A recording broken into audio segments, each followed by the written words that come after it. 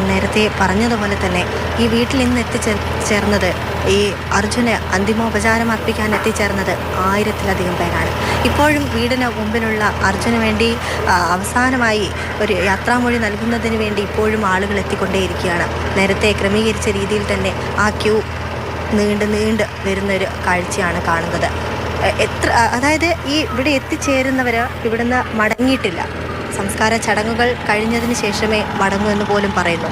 അത്രയ്ക്കും, അതായത് കുടുംബത്തിൻ്റെ ആ വേദനയിൽ പങ്കുചേർന്നുകൊണ്ട് ഈ കണ്ണാടിക്കല്ല് പ്രദേശത്ത് ഈ ജനങ്ങളെല്ലാം ഉണ്ട്.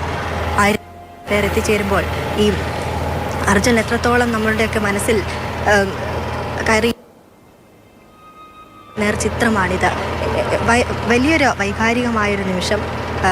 നേരത്തെ മാൽപ്പയും അതുപോലെ തന്നെ മനാഫും പുഷ്പചക്രം അർപ്പിക്കുന്നതിന് വേണ്ടി എത്തിയ സമയത്ത് ആ ഒരു രംഗം എന്നത് പറഞ്ഞറിയിക്കാൻ കഴിയാത്തതാണ്.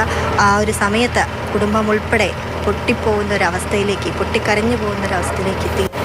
ഇപ്പോഴും അഞ്ജുവും സഹോദരി അഞ്ജുവും ജിതിനും ചേർത്ത് പിടിച്ചിരിക്കുകയാണ് അർജുൻ്റെ ഭാര്യയെ കൃഷ്ണപ്രിയയെ. ആ ഒരു കാഴ്ചയിൽ നമുക്ക് കാണാൻ സാധിക്കും. മകനും അവരുടെ ഒപ്പം തന്നെയുണ്ട്.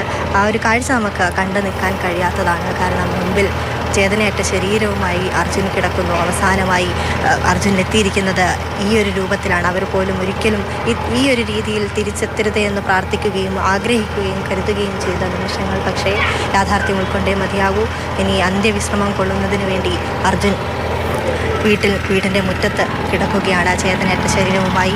അല്പസമയം, അതായത് 12 മണിയോടുകൂടിയാണ് സംസ്കാര ചടങ്ങുകൾ നടക്കുക എന്നാണ് അറിയാൻ കഴിയുന്നത്. അതിനുവേണ്ടിയുള്ള സജ്ജീകരണങ്ങൾ, ഒരുക്കങ്ങളെല്ലാം വീടിന് സമീപത്തുള്ള പ്രദേശത്ത് ഒരുക്കിയിട്ടുണ്ട്. അതായത് അർജുൻ്റെ വിയർപ്പും സ്വപ്നവുമാണ് ഈ ഒരു വീട് എന്ന് പറയുന്നത്. ആ വീടിൻ്റെ ഓരം ചേർന്ന് തന്നെയാണ് അർജുന് അന്ത്യവിശ്രമത്തിനായുള്ള സ്ഥലവും ഒരുക്കിയത്. ഒരു 12 മണിയോടുകൂടി ചടങ്ങുകളെല്ലാം നടത്തി അർജുനിന് ഇവിടെ അന്ത്യവിശ്രമം കൊള്ളും. കുടുംബത്തിനെ സംബന്ധിച്ച് തണലായിരുന്നു. അച്ഛനെ സംബന്ധിച്ച് കുടുംബത്തെ കരകയറ്റിയ മകൻ. അച്ഛൻ തളർന്നു പോയിടത്തു നിന്നും കുടുംബത്തിന് തണലായ അവൻ നഷ്ടപ്പെട്ടു എന്ന യാഥാർത്ഥ്യം അച്ഛനും ഉൾക്കൊണ്ടു. പക്ഷേ താങ്ങാവുന്നതിനും അപ്പുറമാണ് അച്ഛനും അമ്മയ്ക്കും. നേരത്തെ പല പ്രതികരണങ്ങളും നമ്മൾ കേട്ടിട്ടുണ്ടായിരുന്നു. അർജുനെ നേരിട്ടറിയില്ലെങ്കിലും അച്ഛനിലൂടെ മകനെ ഞങ്ങൾക്ക് കൃത്യമായി അറിയാം. ആ അച്ഛന് എപ്പോഴും മകനെക്കുറിച്ച്, 4 മക്കളിൽ ഈ അർജുനെക്കുറിച്ച് പറയാനേ നേരമുണ്ടായിരുന്നുള്ളൂ. കുടുംബത്തിന് അത്രയും തണലായ മകനാണ്. ഈ അച്ഛൻ വാനോളം ഈ മകനെക്കുറിച്ച് എല്ലാവരോടും പറയുമായിരുന്നു. എൻ്റെ മകനാണ് ഈ കുടുംബത്തിൻ്റെ തണൽ.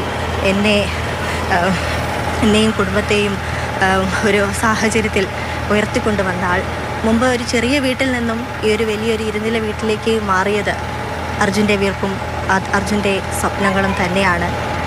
അതൊന്നും ആ അച്ഛന് ഓർത്തെടുക്കാൻ പോലും ഈ സാഹചര്യത്തിൽ കഴിയുന്നില്ല. കാരണം അച്ഛൻ്റെ അടുത്ത് അച്ഛനെ അറിയുന്നവരും ബന്ധുക്കളെല്ലാം വരുമ്പോൾ ഈ കാര്യങ്ങൾ ഓർത്തെടുക്കാൻ പോലും അച്ഛന് കഴിയാത്ത വിധത്തിൽ അച്ഛൻ പൊട്ടിക്കരയുന്ന രംഗങ്ങളായിരുന്നു നേരത്തെ ഒക്കെ ഉണ്ടായിരുന്നത്.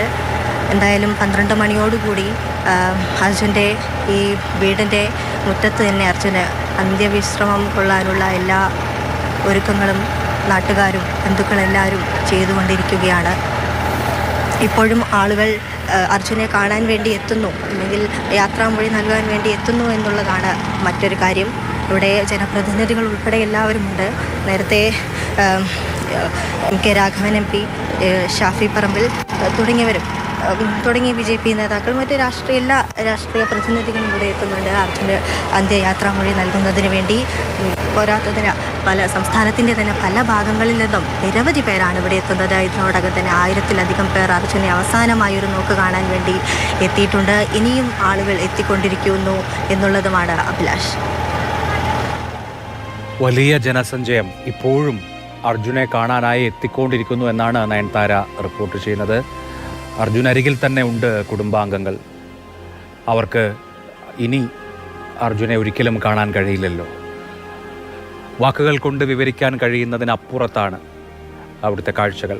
ഇപ്പോഴും തങ്ങളുടെ പ്രിയപ്പെട്ട സഹോദരനെ ഒരു നോക്ക് കാണാൻ, അവസാനമായി ഒരു പിടി പൂക്കളർപ്പിക്കാൻ അനേകം മനുഷ്യർ കണ്ണാടിക്കലിലെ ഈ വീട്ടിലേക്ക് ഒഴുകിയെത്തിക്കൊണ്ടിരിക്കുകയാണ്. ആ ഒഴുക്കെല്ലാം ചേർന്നുള്ള ഒരു മഹാജനപ്രവാഹം, അതൊരു ജനസാഗരമായി മാറിയിരിക്കുകയാണ്. പ്രേക്ഷകർക്ക് സ്ക്രീനിൻ്റെ ഒരു വശത്ത് കാണാം, ചിത ഒരുങ്ങിക്കഴിഞ്ഞിരിക്കുന്നു. ചിത ഒരുങ്ങിക്കഴിഞ്ഞിരിക്കുന്നു. അല്പസമയത്തിനകം സംസ്കാര ചടങ്ങുകൾ തുടങ്ങേണ്ടതാണ്. പക്ഷേ അർജുനെ കാണാൻ ഇപ്പോഴും മനുഷ്യരുടെ നീണ്ട ഒഴുക്കാണ് എന്നവിടെ നിന്ന് ഞങ്ങളുടെ പ്രതിനിധികൾ പറയുന്നു. എല്ലാവർക്കും അർജുൻ സഹോദരനാണ്. നേരിട്ട് പരിചയമുള്ള ആളുകൾ കുറച്ചേ ഉള്ളൂ. ഒരു പരിചയവുമില്ലാത്ത വാർത്തകളിലൂടെ മാത്രം അറിയുന്ന ആളുകളാണ് നാടിൻ്റെ നാനാഭാഗത്ത് നിന്ന് പ്രിയപ്പെട്ട സഹോദരൻ എന്ന നിലയിൽ കണ്ട് അർജുന് ഒരു പിടി പൂക്കൾ അർപ്പിക്കാൻ അങ്ങോട്ടേക്ക് എത്തിക്കൊണ്ടിരിക്കുന്നത്. കേരളം മുമ്പ് ഇതുപോലെയുള്ള കാഴ്ച ഒന്നും കണ്ടിട്ടില്ല.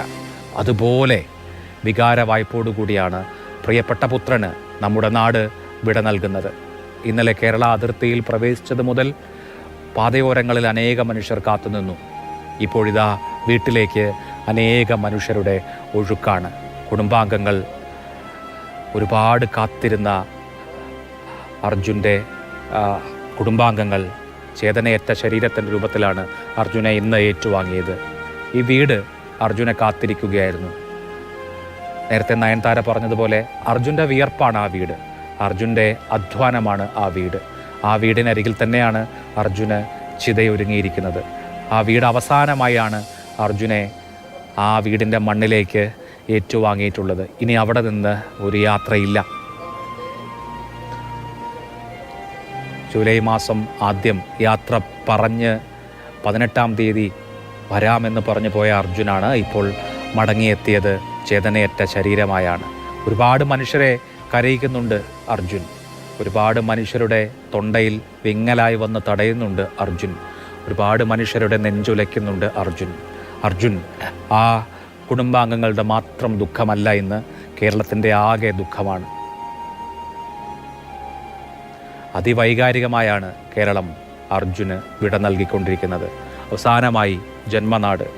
അവസാനമായി ജന്മനാട് പ്രിയപുത്രനെ ചേർത്ത് നിർത്തുകയാണ്. ഒരുപാട് മനുഷ്യരിലൂടെ അർജുന് തുടർച്ചയുണ്ടാകും. മനുഷ്യ സ്നേഹമായി അർജുന് തുടർച്ചയുണ്ടാകും. ഭാര്യയും സഹോദരിയും മകനും അമ്മയും ഒക്കെ അർജുന് വിട നൽകുന്നതിൻ്റെ ദൃശ്യങ്ങൾ ഇടയ്ക്ക് സ്ക്രീനിൽ വന്നു പോകുന്നുണ്ട്. വിവരിക്കാനാവില്ല, അത് വാക്കുകൊണ്ട് പറയാനാകില്ല, ആർക്കും കഴിയില്ല. വാക്കുകൾ മുറിഞ്ഞു പോകും. അല്പസമയത്തിനകം അർജുൻ്റെ സംസ്കാര ചടങ്ങുകൾ നടക്കുകയാണ്. ഒരു നാട് പ്രിയപ്പെട്ട പുത്രന് വിട നൽകുകയാണ്. മനുഷ്യ സ്നേഹത്തിൻ്റെ ഈ ജനസാഗരം കടന്നാണ് അർജുൻ്റെ അവസാന യാത്ര. ഈ സ്നേഹമെല്ലാം അനുഭവിച്ച് തീർത്താണ് അർജുൻ മടങ്ങുന്നത്. ഇതുപോലെ ഒരു അന്ത്യയാത്ര ഉണ്ടായിട്ടുണ്ടോ? വിങ്ങുന്ന മനസ്സോടെയാണ് കേരളം ഇത് കണ്ടുകൊണ്ടുമിരിക്കുന്നത്. നേരിട്ട് അവിടെ എത്താൻ പറ്റാത്ത അനേകായിരം മനുഷ്യർ ടെലിവിഷൻ സ്ക്രീനുകളിലൂടെ കാണുന്നുണ്ട്. അർജുൻ അവരും അവസാനമായി അശ്രുപൂജ നൽകുകയാണ്. കേരളത്തിൻ്റെ മകന് കേരളം വിട നൽകുകയാണ്. കണ്ണീരണിഞ്ഞ് കേരളത്തിൻ്റെ മകന് കേരളം വിട നൽകിക്കൊണ്ടിരിക്കുന്നു.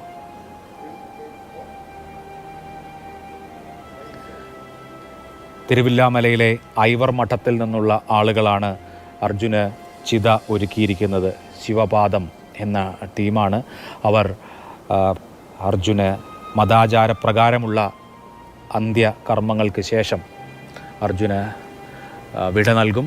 ചിത ഒരുങ്ങിക്കഴിഞ്ഞിരിക്കുന്നു. അല്പസമയത്തിനകം അർജുൻ്റെ ശേഷിപ്പുകളെ അഗ്നി ഏറ്റുവാങ്ങും. അർജുൻ്റെ യാത്ര ഇവിടെ അവസാനിക്കുന്നെങ്കിലും മനുഷ്യസ്നേഹത്തിൻ്റെ വലിയ കഥ കേരളമുള്ളിടത്തോളം കാലം ചരിത്രത്തിൽ അടയാളപ്പെടുത്തപ്പെടുമെന്നുള്ള കാര്യത്തിൽ തർക്കമൊന്നുമില്ല. അവസാനമായി അർജുൻ സ്വന്തം വീട്ടിൽ ഉറങ്ങുകയാണ്. അർജുൻ്റെ വിയർപ്പും അർജുൻ്റെ സ്വപ്നവും അർജുൻ്റെ പ്രയത്നവുമായിരുന്നു ആ വീട് അർജുനെ കാത്തിരിക്കുകയായിരുന്നു. ആ വീട്ടിലുള്ളവർ അർജുനെ കാത്തിരിക്കുകയായിരുന്നു. അവർക്ക് മുമ്പിൽ അർജുൻ ഇപ്പോൾ ചേതനയേറ്റ ശരീരമായാണ് ബാക്കിയുള്ളത്. ഏതാനും മിനിറ്റുകൾക്കകം സംസ്കാര ചടങ്ങുകൾ തുടങ്ങും. അഗ്നി ഏറ്റുവാങ്ങും. അർജുൻ ഇനിയൊരു ഓർമ്മ മാത്രമാണ്. ഓർമ്മകളിൽ ജ്വലിക്കുന്ന സ്നേഹമായി അർജുൻ ഉണ്ടാകും എന്ന കാര്യം അവിതർക്കിതമാണ്.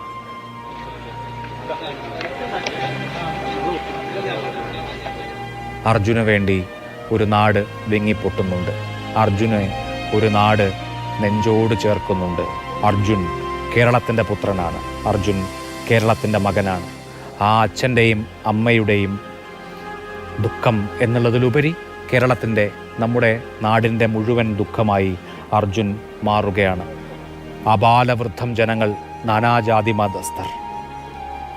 കേരളം എന്ന ഒറ്റ വികാരം മാത്രമേ ഉള്ളൂ, നമ്മുടെ സഹോദരൻ എന്ന ഒരൊറ്റ ഭാവമേ ഉള്ളൂ.